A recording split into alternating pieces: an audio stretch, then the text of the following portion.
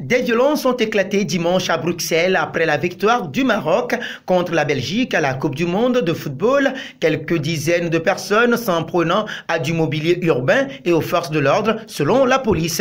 Avant même la fin du match, un centre projectile était mobilisé dans cette intervention. Les forces de l'ordre ont demandé aux habitants et supporters d'éviter certains quartiers du centre-ville. Des stations de métro ont été fermées et des rues bloquées pour limiter les attroupements. Je condamne avec la plus grande fermeté les incidents de cet après-midi. La police est déjà intervenue fermement. Je déconseille donc aux supporters de venir dans le centre-ville. La police engage tous ses moyens pour maintenir l'ordre public, a réagi le bourgmestre de Bruxelles, Philippe Claus, sur Twitter.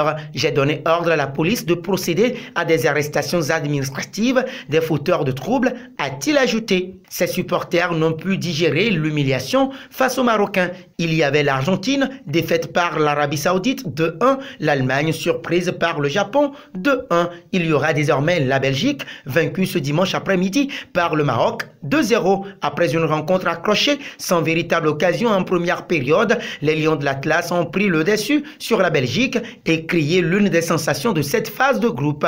Peu inspirés, les Diables Rouges n'ont pas eu la même réussite qu'il y a 4 jours face au Canada 1-0. Les troisièmes de la dernière Coupe du Monde 2018 ne sont pas parvenus à forcer le verrou marocain et ont même failli être punis juste avant la pause. Sur un coup franc obtenu et tiré par Hakim Ziyech, le joueur de Chelsea trompe Thibaut Courtois et exulte 45e plus 2. Mais la VAR intervient, remet Saïs sur la trajectoire du ballon, est signalé en position de hors-jeu, 0-0 à la pause, un moindre mal pour la Belgique. Sans solution offensivement, les coéquipiers d'Eden Hazard passent encore proche de la correction sur une frappe enroulée de Sofiane Boufal, peu avant l'heure de jeu, 57e. Un sursis avant que le fil belge finisse par craquer. Tout juste entré en jeu, Abdelhamid Sabiri se charge d'un coup franc excentré côté gauche, idéal pour un centre. Le Marocain surprend la défense des hommes en rouge et frappe directement sur Thibaut Courtois qui ne peut s'interposer. Le stade, majoritairement acquis à la cause des Lions de l'Atlas,